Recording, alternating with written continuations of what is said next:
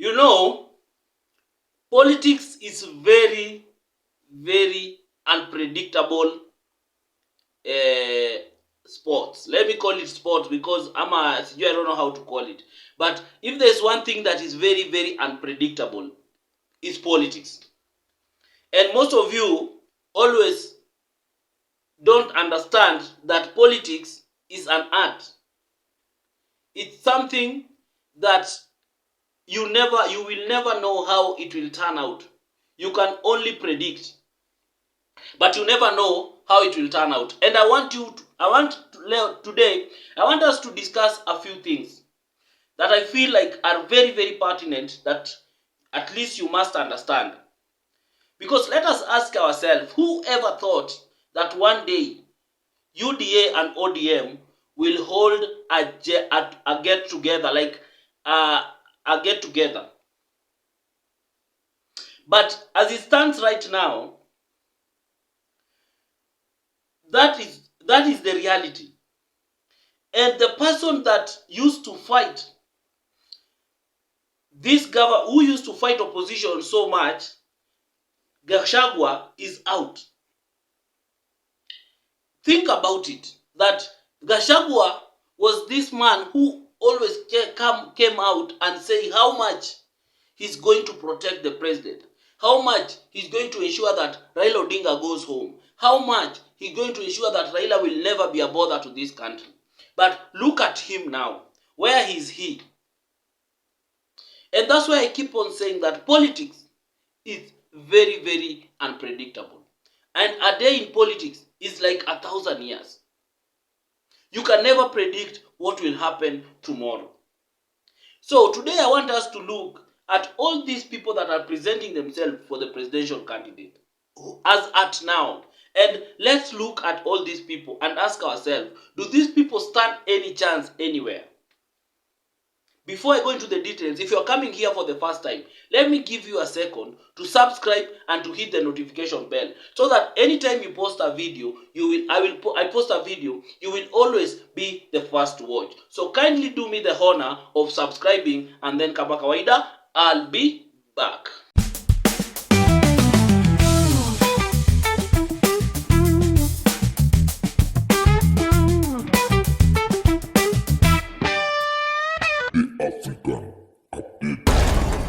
Thank you for everyone who has subscribed, and for the return subscribers, I really, really appreciate you guys. Thank you so much. Now back to my question.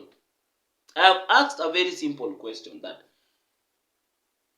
of all the candidates that are currently presenting themselves for the presidency and all the politicians that we currently see, how strong are they?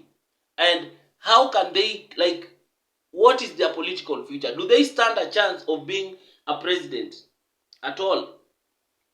And I want us to go back so many years ago. Let us go back to 2007. In 2007, that is when people started hearing of William Ruto vizuri. Because previously, before 2007, William Ruto was just this politician who was just on the side.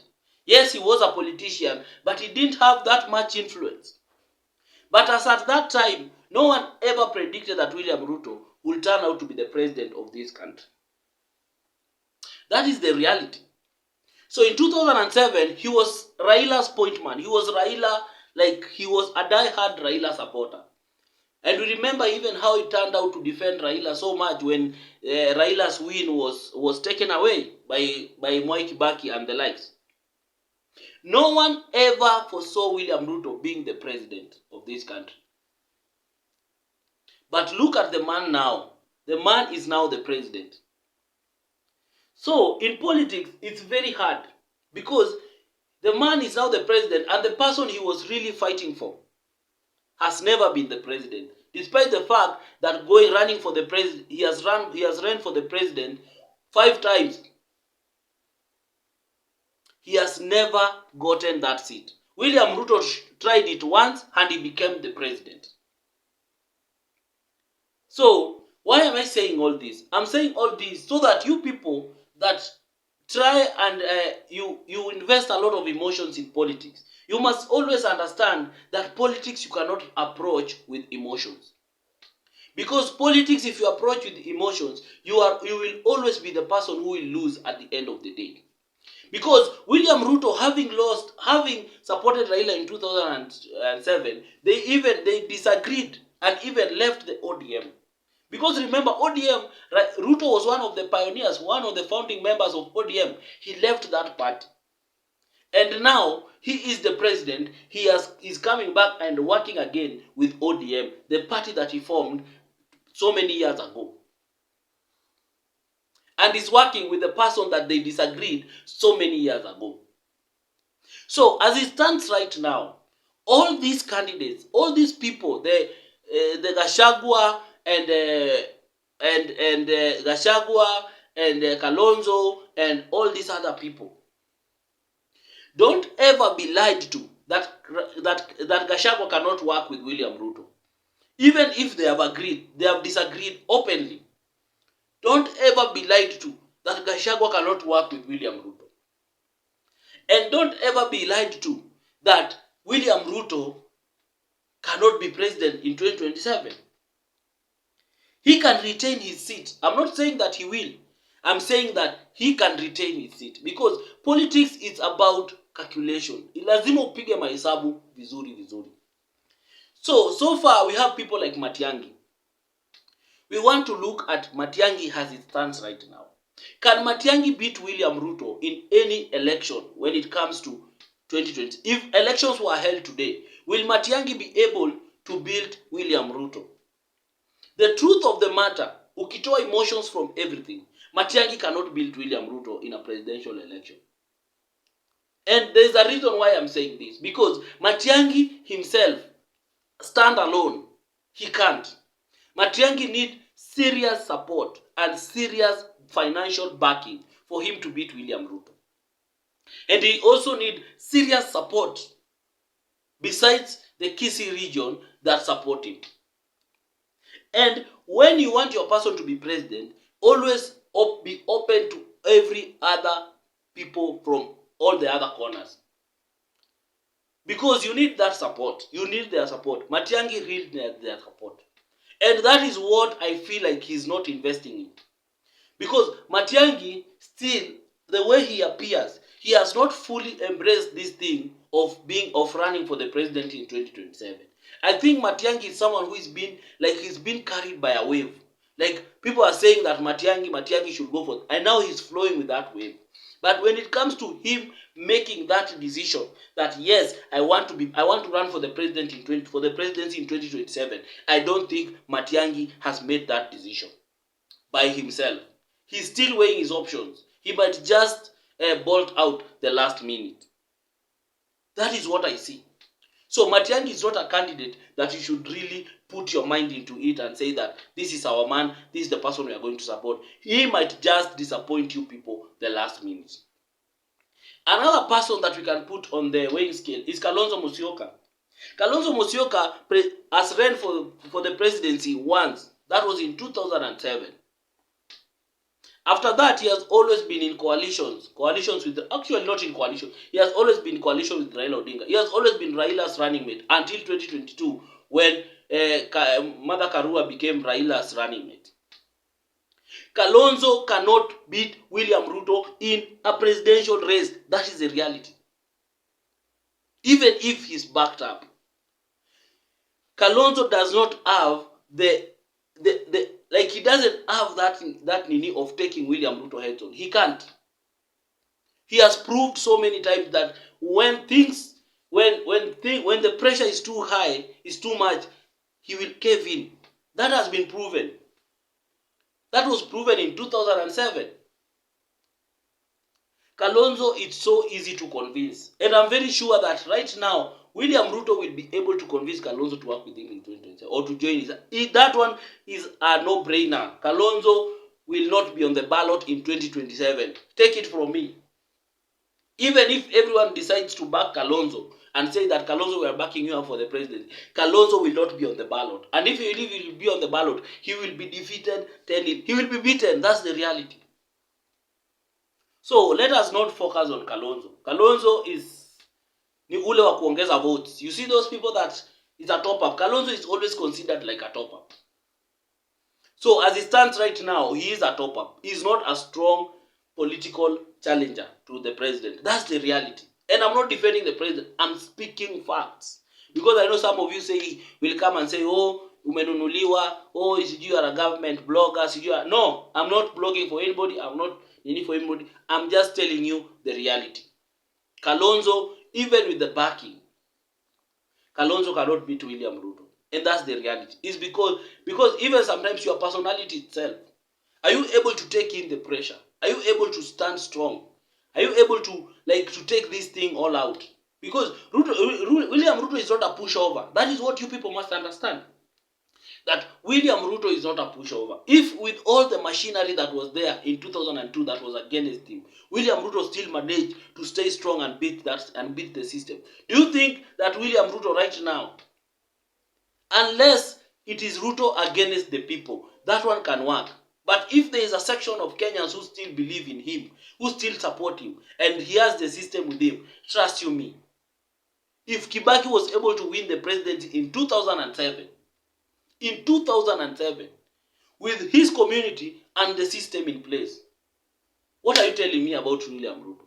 William Ruto with his community, and then he had aongeze 2 other communities, and then he has the system. Surely, where will you beat this man? I know most of you retake reason in politics with emotions. Remove emotions from all this. Face facts. Yes, so Kalonzo cannot. Kalonzo will play as a top up in 2027. That's the reality. Another person that we are going to look for is the man from Amunyoro, Gachagua. If Gachagua decides to go for the presidency, will Gachagua be able to beat William Ruto? Yes, Gachagua can beat William Ruto because Gachagua is not a pushover. Gachagua can beat William Ruto in a presidential election. But Gachagua needs one thing.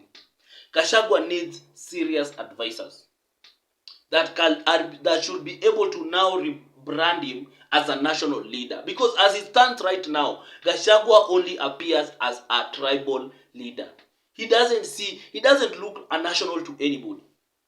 The guy speaks even Kikuyu even when he's in the US. The guy talks about Mulima even when in the US. Sometimes you need advisors. You might think that you are a leader, but leaders also need advisors. And I hope Gachagua is having advisors. Because if he could have had advisors, they could have tried now to remove him from being looked as a Mount Kenya leader, as a Mount Kenya kingpin, into a national leader, whereby he can start to be considered by people at the coast, by people in the Nyanza, by people in Western, by people in Ukambani. They can start seeing him as a leader, a national leader, not a tribal leader. And that is the difference between him and Raila Odinga, because Raila Odinga is well known to be a Luo leader, but anytime he goes outside there, he has put this image that he's a national leader, and that's why anywhere he goes, he's given respect. So Gachagua needs to shed off all those things that makes him feel like every time he talks about Murima, Gachagua, can you stop that Murima nonsense? Fight for your people, yes, but be smart at it. You don't have to keep on telling us on our face that, oh, sijui nini Murima this, Murima that, Murima this, Murima that, Murima this, Murima that. We are tired of the Murima narrative. We want to see you being a national leader. We want to see you talk like a leader. See all the time watu wetu wananyang'anywa biashara, wanafanywa nini. Kenya has a lot of people that do business in this country. Talk about all Kenyans. So, Gachagua can beat William Ruto, but if he continues on this Mount Kenya, pushing this Mount Kenya narrative all the time, then Gachagua, by the time we get to 2027, he will be considered just a Mount Kenya kingpin and nothing more than that. So, for the others, I don't know anybody serious. For people like Omtata is a good activist, but he cannot be a good president. Let us face it. Activists don't make good presidents. Activists makes the worst presidents. So Omtata is an activist. That one, Omtata cannot be a president. And even if he becomes a president, he cannot be a good president at it. And if you think I'm lying, you must understand why people like Raila have never wanted to run for the presidency. Or not to run, to take the... Because Raila, if Raila has wanted to be the president, he could have been the president by now. But Raila has never wanted to be the president. That's the reality. There's something you must understand. Activists, because Raila is an activist, that's the reality.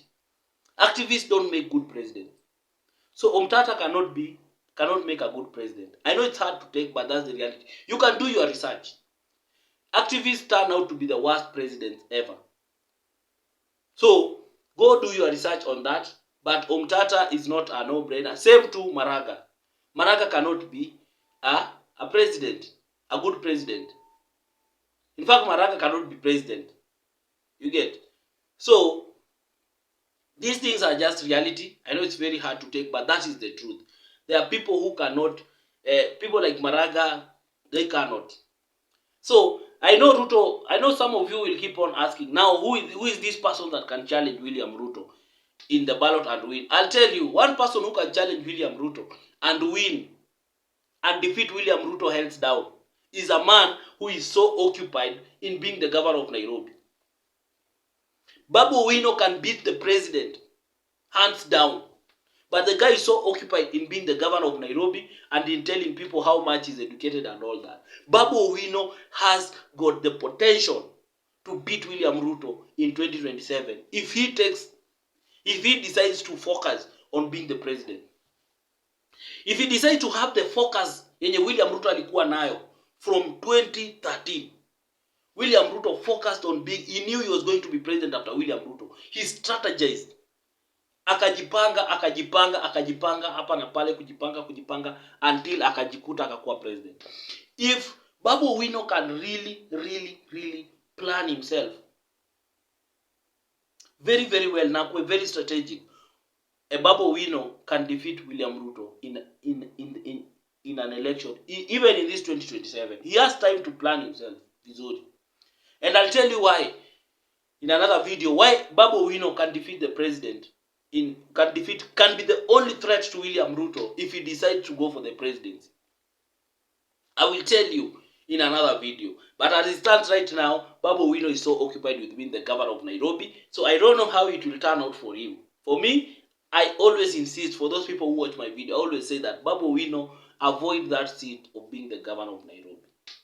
Avoid that seat. That seat will finish your political career. If you go for it, whether you will win it or not, that seat will finish your political career. So, strategize and go for the big seat. But, hey, it's up to you. We wish you well in whatever you decide. So, thank you guys. That is it from me. Make sure you follow me. If you have any opinion different from mine or you support what I'm saying, kindly do it in the comment section. But as always insist, remain respectful. Always remain respectful. Insulting people and insulting leaders is not the best way to go. This is politics. It is okay to have divergent opinion. It is normal in politics. That is what politics is about. Politics is a game of ideas. So you come with your idea, I come with my idea. We see which idea is bigger than the other, which one is better, and that's it. And the best idea always wins. So don't take politics to the heart. Don't take too much emotions in it, because at the end of the day, that is what now makes you start insulting people and all these other things. So be mature enough to understand that it is never that serious. This is just a game of ideas and opinions. So thank you. Follow me, and if you still want to support me in anything, my number is always in the description. Take the number. Need to make a kitu. I will appreciate. Bye.